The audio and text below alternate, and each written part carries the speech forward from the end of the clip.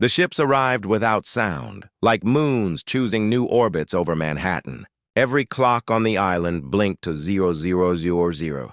Streetlights breathed slower, as if coached. The Hudson River pulled one quiet inhale and held it, like a singer before the first note.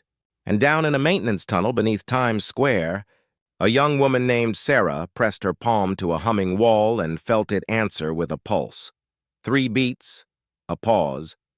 3 beats, like a heartbeat asking a question. The first ship tilted into view above the East River just after sunset, a silver arc that gathered the last orange light and poured it down the water in a molten streak. A second ship followed, then another and another, until the sky itself seemed to put on jewelry. Quiet crescents suspended above rooftops, the height of cathedrals and bridges, patient as the moon. New Yorkers did what New Yorkers do when something impossible happens at rush hour. They looked up, took a picture, and kept moving, but they moved a little closer together. On the FDR, drivers eased their cars to the shoulder and turned off engines. In corner bodegas, radios switched from salsa to news to jazz without anyone touching the dials. A saxophonist in Washington Square Park began to play long. Curious notes and pigeons turned their heads, one eye on the ships, the other on the crumbs.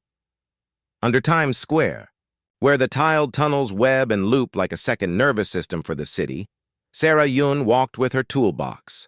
She was 28, a maintenance technician with a fondness for quiet machines and loud neighborhoods, and tonight she was on her favorite assignment, listening for problems that hadn't quite learned to speak. She called it the hum job. It wasn't on the official schedule. No form existed for roam around and sense the mood of the infrastructure. But her supervisor understood that some things in New York ran on more than electricity. The city had rhythms, the midnight freight thrum, the 2 a.m. barback ballet, the dawn baker drums. If the rhythms went off, even by a hair, the city would stumble all day. She paused where the old tiles met new concrete, where a hairline seam crossed a wall like a healed wound. She pressed her palm to it. Small pause. There. The faintest vibration. 3 beats. A pause. 3 beats. Like a heart asking a question, she murmured. Above ground, the ships were making no demands. No sirens, no spotlights, no declarations that translated with impeccable grammar into every language. They simply hovered, aligned with avenues like borrowed constellations. The countdown, no one knew whether it was 1, started when the clocks reset to 0. Phones, watches, microwave displays, 00000, blinking in a gentle, even breath. It wasn't threatening, just synchronizing. The city felt its own pulse reflected back. Sarah closed her eyes and listened deeper. The hum was not electrical alone. It had harmonics like a choir far away in a cathedral, overtones that tugged at memory. When she was little, her grandmother would hum to her, wordless melodies that seemed to widen the air, and Sarah had learned the language of pressure and pitch. How a room can carry comfort if you ask it right. She took her phone from her pocket. The lock screen blinked. A0 battery, 100%. Notifications, none. If someone was making a grand entrance, they were making it with impeccable courtesy. "Welcome to New York," Sarah whispered to the ships that couldn't hear whispers. And the wall hummed back. 3 beats, a pause, 3 beats. In the morning, New York woke to find time had grown polite and unhurried. Trains still ran. Coffee steamed. Squirrels negotiated treaties with park benches. But there was a new, shared softness to movement, as if every step checked first with the shared rhythm. The ships remained in place like patient teachers, letting the class settle. At the Office of Emergency Management, in a room that usually simmered with maps and mad coffee, Director Amina Holcomb removed her glasses and rubbed her eyes. She'd been on calls since dawn, most of which consisted of federal and international agencies saying, "We're monitoring."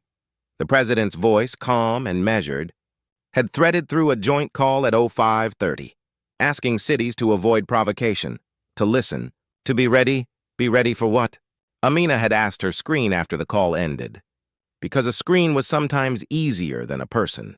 Now the city's sensors, the invisible ears tucked into bridges and water mains and subway platforms, showed a strange pattern. Entire neighborhoods pulsed in synchrony. 3 beats, pause, 3 beats. The cadence appeared in vibration logs, in air pressure data, even in the faint resonance of the Hudson along pilings. The ships weren't just hovering. They were humming with the city, like they're doing intake, said an engineer at the table, pushing a laptop forward. Listening to our baseline. Do we have one? Amina asked. Everyone does, the engineer said. It's just that we never thought of it as music. Amina thought of her grandmother, who used to say that New York has a voice if you stop trying to sing over it. She leaned back and let the room's noise recede until she felt instead the wider sound spreading through the city, the careful wave of it, like being shushed by a gentle librarian, the federal liaison on a separate line. Suggested sending a message in prime numbers. She imagined a light blinking on the Chrysler building like Morse code to the stars, but Amina, glancing at the graphs, wondered if something simpler was needed. The city's rhythms felt tired lately, stressed. The ship's hum was tidy, almost kind. What if they're not here to test us, she said, but to tune us? The engineer frowned. Tune us? Or help us tune ourselves, Amina said, surprising herself with the sentence, and suddenly, privately, feeling fiercely protective. This was her city, loud and stubborn and generous, a place that did not take well to being played like an instrument by strangers. If there was to be tuning, it should be done by someone who loved the instrument. Find me someone who listens for a living, she said to her chief of staff. Not a musician, necessarily. Someone who listens to the city. The chief of staff scrolled, considered, and then snapped her fingers. I know a maintenance tech who will press her ear to a wall and tell you it's childhood. They found Sarah still in the tunnels, kneeling with her cheek against an old cast-iron pipe. The hum had changed. The 3 beats were now steadier, and there was a second line, barely a ribbon of sound, that ran above like a violin. A woman in a navy blazer and bright sneakers picked her way down the service stairs, looking both out of place and exactly right, like a city official who bought her shoes in a store that also sells bubblegum and maps. She introduced herself as Dari. She asked Sarah what she heard.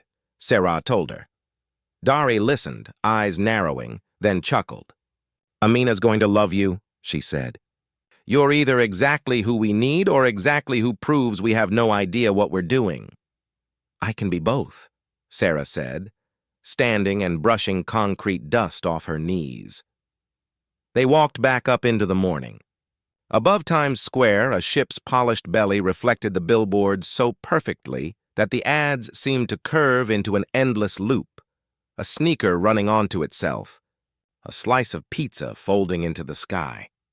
In the OEM room, Amina greeted Sarah with the kind of welcome that says we are running out of the right kind of time, which was funny because every clock still said R00. She explained the pattern. She showed the graphs. She did not pretend to know the answers. You listen to walls? Amina said. Will you listen to the city for us and talk back to it? Sarah looked again at the graphs, the heartbeat hues. She thought of how often she'd wanted to say to a bridge, I hear you. I know you're tired. I brought a wrench and a song. She nodded. What do you need? Amina asked. A rooftop, Sarah said after a moment. A quiet one above a noisy street. And a way to record what the city sings back. You're going to sing to New York? The engineer said, half incredulous, half delighted. I'm going to ask it a question, Sarah said. The ships are already asking. Maybe they want us to answer in our own voice. They chose a roof on the Lower East Side, 6 stories up, with tar that remembered summers and a water tower shouldering the sky. Below, Delancey Street moved like a slow river. Buses exhaled. Someone on a fire escape watered basil and looked at the ships as if verifying their attendance. Amina's team hauled up microphones. Accelerometers, a portable rig with an old analog VU meter because sometimes the soul is in the needle. Sarah brought nothing except her grandmother's scarf, which she wrapped around her throat when the wind cooled, a soft blue with little silver threads that caught the light. She closed her eyes. Gentle pause. She listened. Longer pause. The ships were there, patient arcs above the skyline, but beyond them she heard the city itself, the old song underneath. It sounded like hydrant chatter and bakery ovens waking, like someone down the block laughing through a cigarette. She heard a child's scooter clatter and pause, and in the pause a grown-up voice saying, "You got it," the way you say it to yourself when the hill is just a little steep. Sarah inhaled. On release, she let the air catch and shape a note, not a melody, a tone like the first vowel of comfort. The microphones caught it, and the accelerometers quivered, because sound travels through concrete like memory through bone. The VU needle tipped like a courteous nod. She made another tone, lower, rising a fraction like a hand reaching up to a doorknob. She let the roof boards take it, let the water tower carry it down its staves. The city returned a draft of air that smelled like sesame and rain. Her tones became syllables. They had no words, but they traced the three-beat cadence. Da, da, da, pause, da, da, da, and then added something gentle at the edges. A grace note, a question mark. On the logs, the city's pressure graphs fluttered. By the Manhattan Bridge, seismometers registered a signature that wasn't traffic or train. It was a wave that asked a wave for its name. In the sky, one ship shifted 2 degrees. People across the city felt it in different ways. A florist, lining a bucket with brown paper, looked up and said, "Shh," to a customer without knowing why, then smiled and wrapped the anemones tighter. A nurse on break in Harlem leaned her head against a brick wall and found herself breathing in the same rhythm. A pair of teenagers in Queens stopped dancing to a beat on their phone and, without any instruction, began to match steps to a slower pattern, moving like water in a bowl. On the rooftop, Sarah kept her tones steady as the city learned to echo back. She could feel it finding her. The great thing about New York is that when it decides to participate, it commits. It will form a line for the faintest rumor of the best soup dumpling. It will clap for a busker who makes a morning better. It will, when something rings true, hum along. Behind her, Amina whispered, "They're aligning." She meant the ships and the city and the graphs and perhaps, too, the hope she'd been careful not to name. Sarah didn't know what the ships wanted, but she knew what she wanted New York to remember, how it sounded in moments of care. When a stranger steadied your elbow at a curb. When a subway car, miraculously, fell into a hush at 4 in the morning, because someone across the aisle had fallen asleep with their forehead against the glass. When a whole block went out of its way to be gentle with a lost dog, until the owner ran up breathless with gratitude. She shaped the tones into a lullaby.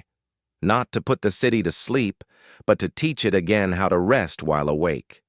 Word spread not like news, but like a scent. It threaded through midtown office towers and downtown alleys, through the comfortable clutter of kitchens and the polished hush of lobbies. You couldn't share a link to it. You could only feel it and add to it.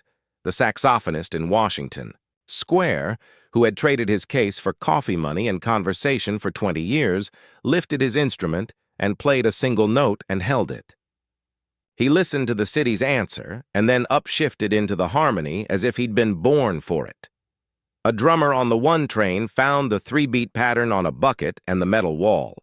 A choir rehearsing in a church in Bed-Stuy paused after. A hymn?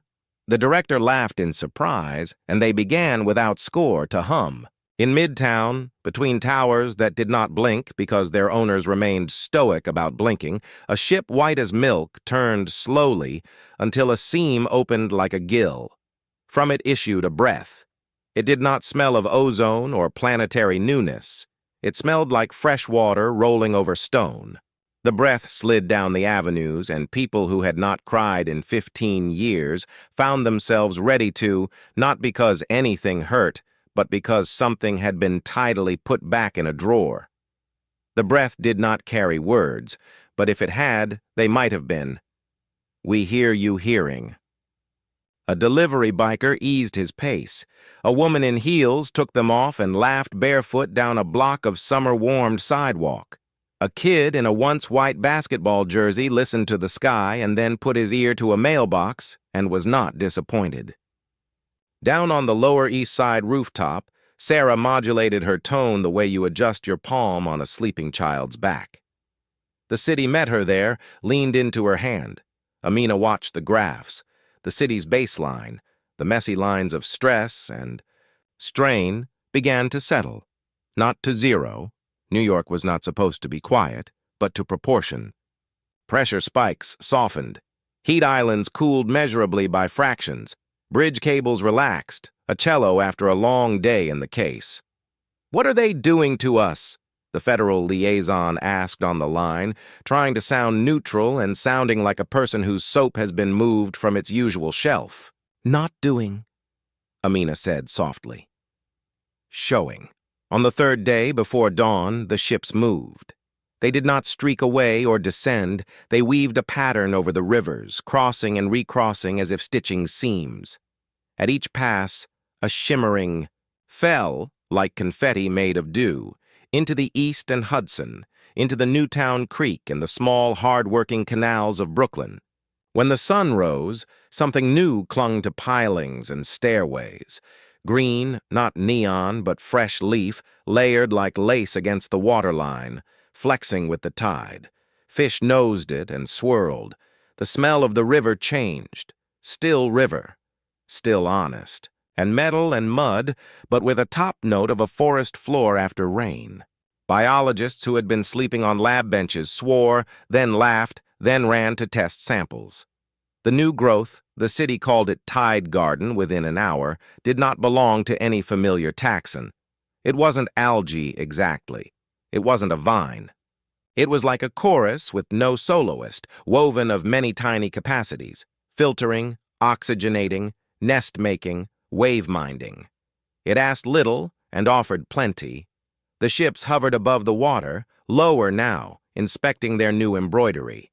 New Yorkers came to the river with coffee and breakfast sandwiches and watched. Some reached, but when they touched the Tide Garden, it yielded like long hair and then retook its shape. By late afternoon, the Hudson, which was still proud and busy and not given to romance, flashed with silver shapes where fish were suddenly more numerous and less shy. Cormorants stood on piers and practiced their wing spreading with newfound patience. A hawk sat on a railing like a paid security guard and approved. Amina stood with Sarah on the esplanade. The lullaby had moved back into the city's bones now. Sarah still felt it everywhere she walked, like a password the city and its people had learned together. Above them, a ship's underside mirrored their faces. Sarah's scarf, Amina's tired joy, the Tide Garden's first soft sway. "What if that's the gift?" Sarah said. "What if the gift isn't the Tide Garden?" Amina said. "But the practice of listening it will ask of us, because the Tide Garden did more than filter water. It responded to attention. When people brushed it gently with open palms, when they greeted it, its fibers brightened by the barest shade, lifting like ferns to the sun.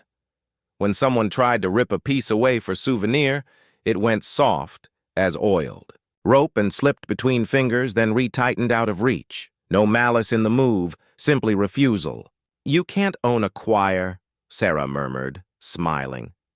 Diplomacy, when the guests are not from Earth, is not only summit halls and polished wood tables. It is a cat stepping onto a windowsill to examine a hovering arc of light that has deigned to float at cat height, and the cat blinking slowly, and the ship answering the slow blink with a gentle dimming as if to say, "Same to you." It is a Staten Island ferry captain touching the horn pull with reverence, not for warning, but for welcome. And the ships, in reply, making the harbor's foghorn buoys ring in a three-beat pattern that turned commuters into an audience for a morning anthem. It is a child in Corona making a paper boat and launching it from a park's edge. The boat glided faithfully 6 feet and then tipped. The Tide Garden's strands, with the neat timing of a stagehand, lifted it once, twice, 3 times, letting it continue its epic to a father's applause. It is a handwritten sign on a bodega. "Aliens welcome. Cash only." The ship above reflected the sign and kept it as part of the city's sky. Some of the world, because the ships had visited other cities too, asked for blueprints and bargains. They wanted propulsion secrets, medicine, new metals, a leap. New York, prideful and bruised and grand, asked for something it did not expect to ask. Teach us to keep listening when the novelty fades. That is a harder gift than a machine. You cannot tune a city without making it curious about itself. For every tourist photo of a silver arc over the Empire State Building, there appeared 100 small recordings, a hand on a Tide Garden strand, a grandmother's hum caught by a granddaughter's phone, a deli bell ringing in perfect time with a far ship's pulse. Among the documenters was an old man with a camera so dented it had earned its scuffs in 3 decades of weddings, protests, snowstorms, and birthdays. His name was Jacobo, and he had learned to wait for the second after the moment. That was when truth looked up and remembered it was supposed to be candid. Jacobo took pictures of people listening. You could tell when they were. Their mouths softened. Their shoulders lowered even if only an inch. The crease between their eyebrows changed from defense to attention. He caught a young bus driver leaning his head against the driver's side window for one breath before the light changed. He caught a butcher's apprentice holding a knife at rest, blade shining, eyes on a frequency no microphone could graph. He printed the photos on paper as soft as peeled pear and taped them to a plywood wall on a construction site in Soho. The city made a gallery. People stopped and looked at themselves listening. It made them listen more. In one photo, Sarah stood on a roof with her scarf a ribbon of the sky. In another, Amina had her hands in the pockets of a raincoat, chin tipped forward, an expression on her face that said the universe had finally arrived with the form she'd been expecting it to fill out, and she was prepared with a pen that worked. Jacobo did not take pictures of the ships. Plenty of people could do that. He photographed the measure they created inside the people below, because what New York had received was not merely spectacle, but tempo. On the 7th night, the city flickered. Not the panicked kind of flicker. A soft dimming like theater lights before an overture. The ships dipped closer to the rivers and released another shimmering breath into the Tide Garden. The Hudson glowed faintly like a road traveled by patient ghosts. A hush fell. That was not silence. It was the sound of a city holding its cup with both hands. The blackout was not total. Emergency lights remained. Hospital circuits thrummed. The important machines kept their covenants. But elsewhere, in rooms and on stoops, candles were lit. People considered each other in the uncommon dark and found it friendly. Everywhere, the 3-beat pattern returned, unmistakable, now woven with a new thread. A high, clear line that seemed to say, "Breathe with me once more, and then remember how to do it alone." Sarah sat cross-legged in her little apartment with its mosaics of subway maps on the wall and hummed. Her neighbors hummed. Across the hall, someone played a guitar delicately, as if the strings would bruise. Down on the street, a pair of boys harmonized and then broke into laughter because harmony tickles. At the OEM, Amina stood with her team, radios down, screens lowered, phones face down like respectful hats at a stadium, and listened to a sound she realized she would miss forever when it ended. When the lights returned, there was a feeling in the city like when the ocean recedes after a wave. The sand smoothed. The shells rearranged, everything ready. The ships did not leave so much as thin. For a day or two, they were as they had been, and then their edges became less certain, as if they were remembering a different shape. They brightened with morning, dimmed with evening, and each time they took a little of themselves with the light. No one announced departure. Perhaps they thought it kinder to make leaving a transition, not a wound. The Tide Garden kept growing, not in size but in capacity. It learned the faces of people who visited it often and lifted higher when they came, asking for a palm on its wet hair. It caught plastic bags with a forgiving touch and handed them to the current in a way that sent them toward bins, not out to sea. Occasionally, it made little humming pockets where fish gathered as if listening to gossip. The city's lullaby did not vanish. It settled into habit. Busking on platforms changed subtly. Drummers left spaces between their runs for air to speak. Screaming arguments in bodegas still occurred, and would be missed if they didn't. But they tended to end with someone sighing and saying, "Look, I'm sorry," a sentence that New Yorkers had always been good at hiding under jokes. Now the apology emerged faster, as if the city had learned to waste less time on clenched teeth. Jacobo's wall of photographs grew. In the newest ones, people looked at the Tide Garden as if looking in a mirror and practicing who they might be. Sarah returned to her tunnels. She still did the hum job, pressing her cheek to pipes, asking them if they were okay. The city had fewer places that hurt, but it would always have a few. Because to be alive is to have trouble somewhere, and to be a city is to have it everywhere, lightly distributed like freckles. Sometimes, in the last hour of her shift, she would climb to that Lower East Side roof. She would wrap her grandmother's scarf and listen. The ships were almost gone by then, and sometimes she was not sure whether a glimmer above was a ship or a cloud remembering a ship. It didn't matter. She hummed anyway. HFY, humanity, F yeah, doesn't always look like a fist on a podium. It can look like a city deciding to be tender with itself in public. New York decided it would keep the practice alive. A choir formed that sang in laundromats on Wednesday nights while people folded T-shirts into silent origami. A tradition began on bridges at sunset. 3 breaths together, strangers and friends, leaning on railings and watching the water move through the Tide Garden's hair. Street festivals put aside an hour they called the soft, loud hour, where the bands lowered volume just enough for the conversations between songs to rise like steam. A kindergarten teacher in the Bronx taught a lesson she called listening to the block. The kids closed their eyes and counted the things they could hear. A pigeon's wing beat, delivery trucks in distant rhythm, a laugh that chimed from 3 buildings away and still sounded like family. They colored their drawings with grays and silvers and green like wet stone, and they drew ships not as invaders, but as moons learning new neighborhoods.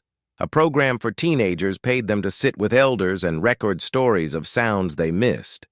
A sewing machine that used to sing all afternoon in a window, the way fairies used to call to each other in fog. A band that rehearsed badly above a bar and then, one day, rehearsed well. The city made an archive that lived in the sidewalks. If you stood on certain brass circles and pressed your foot down gently, you could hear through bone a memory. The archive was not addictive. It did not tug at your sleeve for more. It offered a breath and then waited to be asked again.